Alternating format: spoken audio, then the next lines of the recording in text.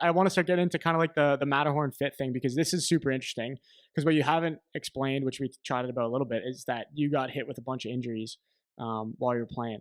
So for I guess for again people that don't know it, would you be the founder? Like, what would your title be with that with Yeah, Matterhorn Fit now? co-founder of Matterhorn Fit and Yeah, the CEO. CEO, sweet. So I want you to talk a little bit about the journey that led you to move into this now that you're not playing anymore, and like what that looked like. Because again, I want to stress, like, my whole theme coming into this episode is, here's a guy that did the thing.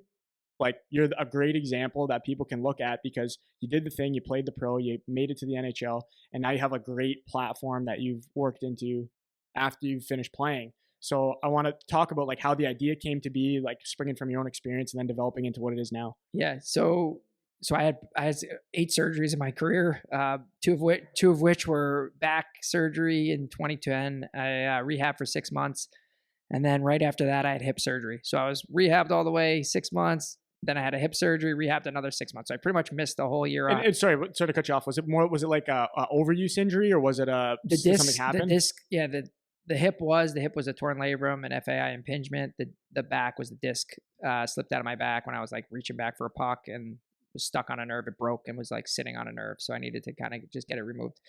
So whatever, long story short. So basically those 2 years I tried to, I had those surgery. I came back the year after and I wasn't very good. And we were at a point in my career with my family where my wife, was like, this is time. You need to retire. And so wasn't ready to retire. So I always had access to the best of the best healthcare professionals in these multiple countries that I played in. I played in 7 different countries and was nuts about my body. So I always tried to look for things that can enhance my, health and performance. And so after having these people always look at pain, injury, and movement dysfunction from a neurological level, I started combining some of their techniques with my strength coach back home, who's our co-founder in Matterhorn Fit, Sean Sullivan.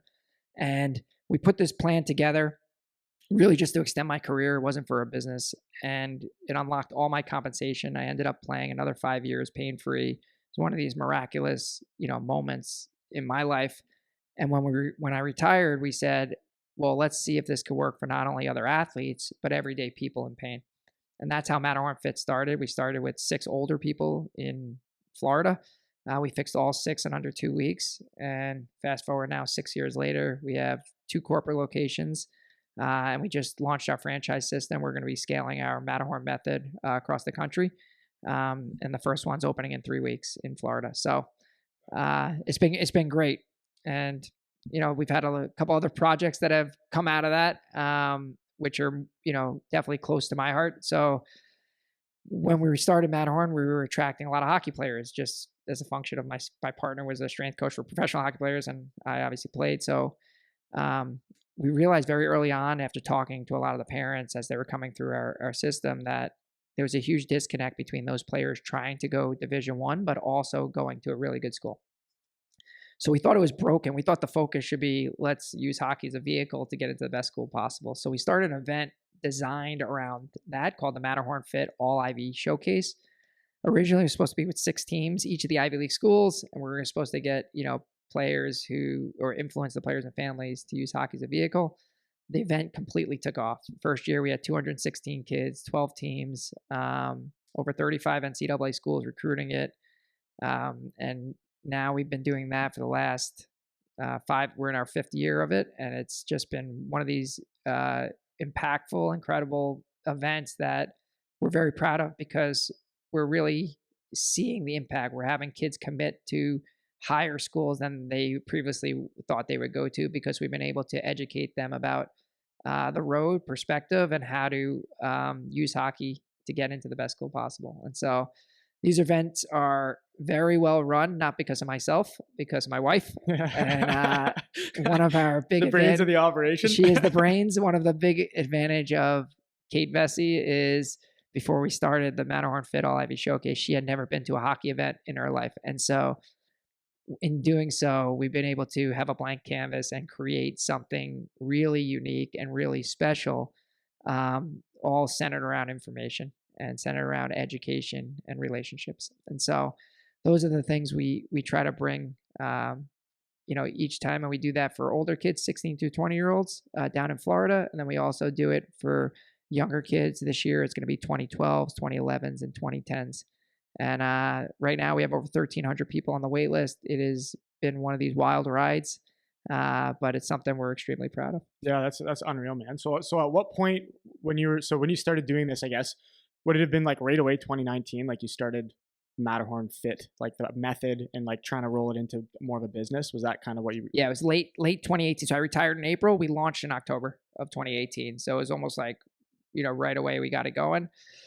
And then the All Ivy Showcase started in 2020. So it was like immediate, like you're bringing in players and they're going through this training method that you have, and it was just like through conversations. Are you realizing that, man, people just don't know the information or they don't see the opportunity, or like what was the light bulb for you? Yeah, I give my time a lot for the parents, and I try to always like do that, even though my time becomes more and more limited. But a lot of them were using me as like, for advice and, and I would share my opinions on things. And it just became so clear that there was just this commonality that like nobody was thinking about school. And I was, and these are from even in Florida. Yeah, even in Florida. That's amazing. Man. And it was just really interesting to me that doesn't mean they were looking to go major junior, but it wasn't a thought about that. And, I just felt like if that was the case where we are, this must be a similar sentiment, across the United States. So what were they missing? Was it like the details of how to pursue college, or was it like what options they have, like how to get there? Like what specifically was the information that you felt they didn't have? Yeah, they would be, and some of these people were lower level players, right? Like they weren't going to be your top Division prospects. One top notch prospects, and they would put all their eggs, into the hockey basket, doing all this and really sacrificing academics and doing things like that, and it was just, it's sad because they didn't have the knowledge or perspective to understand the level they were at, or, what they were at. The top players even would have a chance to go to, good schools because they had good grades, and they would maybe be more leaning towards the much weaker academic school. And for me, it was a little short-sighted, right? And I think that you have to choose what fits you, right? Some of these schools are a great fit, and you have to feel comfortable where you're going with the coach and everything and that. But I think the academics have to be a factor in the decision. And if you can elevate yourself because you're a good hockey player to get into have a better opportunity, for me, it makes a lot of sense. Yeah, well, that's an interesting perspective too, because even like we were chatting earlier today about how it's as much of an opportunity through like the event you guys run, for example, but not even just that. Like when you're evaluating where you want to go and what you want to do, it's as much you are looking for what matches you as it is they're looking for what matches them, right? So you said about Cornell, like they have a certain style of play, they're looking for a certain style of player. And if you're a kid that is looking for, I say this to our guys all the time, like if you're looking for a certain program, like if you want to go into engineering, not every school is an engineering school, right? Not every school is going to be a really good liberal arts school. Not every school is going to have these different things. So if you're fortunate enough to have an opportunity to choose, then you want to make sure you're doing that. But even not so, like if you have a chance to go to a low level Division I program that doesn't have what you actually want in terms of academics, but you could go to a Division III program and it has exactly what you want. Like some people might not even be asking that question. Right. And I think that's a great point on both fronts. I think, having the ability to figure out who you align with as a coach, if you are one of those high end players, and be in a situation where you're interacting with these coaches, like we set it up in the way we do, so that you're getting to know their personality, you're hearing them speak, you're asking them questions, they're on the benches with you. I mean, it's unbelievable. And there's not a lot of camps or events that you have that type of access. And so for them, you get to figure out who you align with. And it's pretty simple. For your point about the going to, lower level Division I or Division III, we just had a player who chose a phenomenal Division III school who could have waited around, played another year of junior hockey to try to go Division I, or had some offers from like lower level Division I, and he just went with the higher academic school. And I think it was just such a great decision for himself, because I think it's just a better fit for where he is and his level and his passion for the game. And it was nice to see that. There's nothing wrong with that. I think that's admirable. Yeah, for sure. Well, I think like especially now, because I have to ask you about this because it's like a current thing. and everybody's interested in it, is now that the NCAA changed this eligibility rule. So this has been another thing. Obviously, we've talked a lot about this.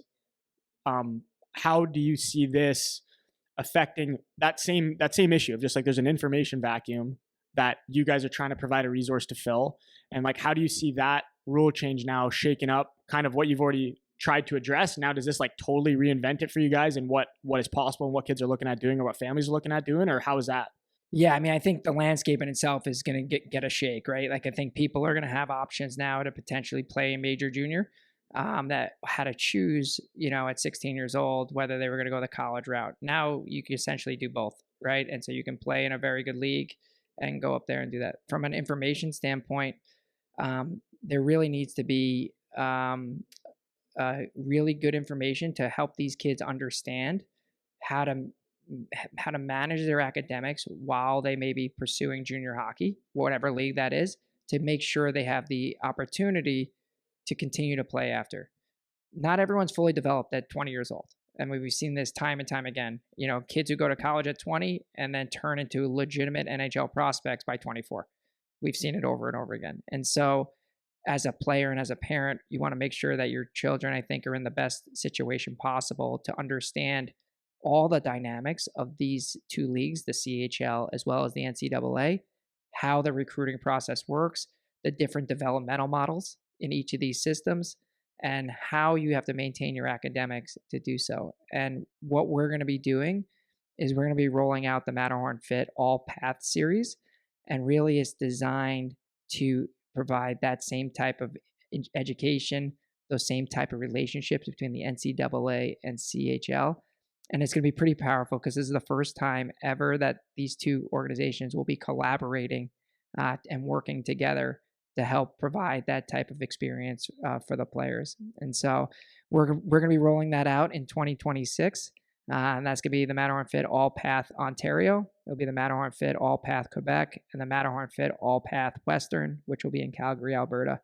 And we're pretty excited about our partners in these areas, but also the impact we can have on these players who are currently in major junior, who don't really know much about the college game and life after junior hockey, as well as the up and coming players, providing them with a real high level crash course in the information needed to pursue the next level of opportunities. Yeah. So if you had to kind of contrast, because you already run this event in Florida that's like off the charts, which is we're fired up because we're going to go this year as a even just recruiting for the academy, but just being a part of like how legit the event is going to be pretty sweet.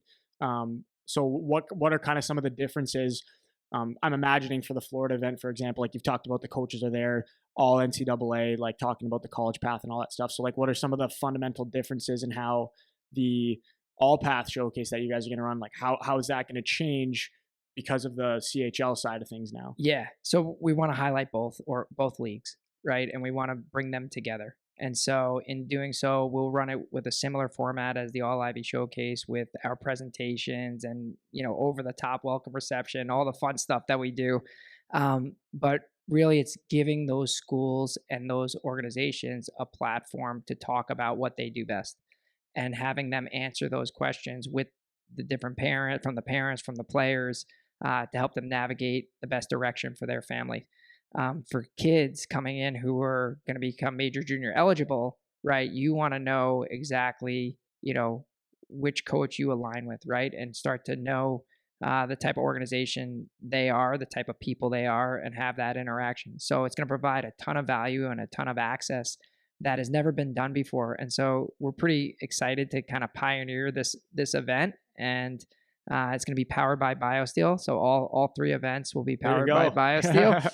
And we're super excited to roll these out. So when you talk about the access part of it, so what specifically does a parent or player, what are they going to be looking for at this event? So is it you're doing a series of presentations like you said, or is it actual like one-on-one interactions? Like how does the actual interaction look like where they're getting the value? Yeah, exactly. So number one, we kick it off with a welcome reception. That'll be 450 people. We do all sorts of presentations with keynote speakers talking about things like leadership and things like that. I'm going to give a speech on development and perspective and my experience, and then we'll have the college coaches come up and each college coach will talk about their situation. And it'll be like a round table, and they'll talk about, how they recruit, the current landscape, how they're working with these CHL organizations, right? What are the timelines? What are they looking for in a player? The culture of their organization, the academics of their school, and how to get into it. When do I apply? If I commit at 17, and I'm a major junior, when do I apply for those schools? So all this type of information will be covered, and then the next morning, all the OHL, or organizations will go up and speak about, their teams and their organizations and their development model to help attract those younger talents. And so for me, the biggest thing is making sure that every player, whether they play in any league, understands that hockey is a vehicle to open up opportunities. And those opportunities can be hockey related, right? Getting to the next level, but they also could be getting to a good university, getting to a network of people, giving yourself more time to develop and not just having your career end at 20, going to the next chapter. And so those are all the things we're going to be bringing.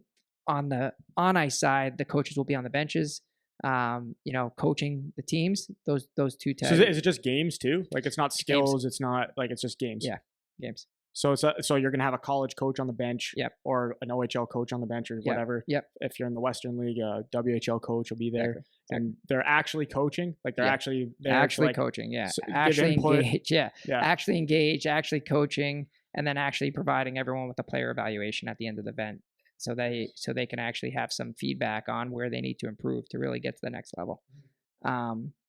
But yeah, it's gonna be pretty special, and it's gonna be pretty exciting. From the college coaches I've talked to, they're all pumped up that we're doing another one in this format, because they've really enjoyed the ones we've done down in Florida, and they've gotten a ton of benefit out of it. And this just provides, it basically shrinks the pool of players for them so that they can be in one place, recruiting the right type of people and giving those players access to the right information that they provide, and educating them on what college hockey is. The CHL, I'm sure, is going to have kind of the same reaction. I think the winners in all this are going to be the people who collaborate. And the losers in all this are going to be the people who isolate themselves and say, we're still going to fight against, the You're talking like CHL versus NCAA yeah, kind of thing? Yeah. I mean, I think that the people who are really going to have programs long term that are going to be successful are the one who are going to build relationships with the other leagues. And it seems like a no-brainer to me. All these guys, have played with a lot of the coaches, and their coaches in college who played pro have played with coaches in major junior who have played pro. There's a lot of friendships there already. I know this for a fact, and the ones that are going to work together are going to have an advantage over the ones who don't.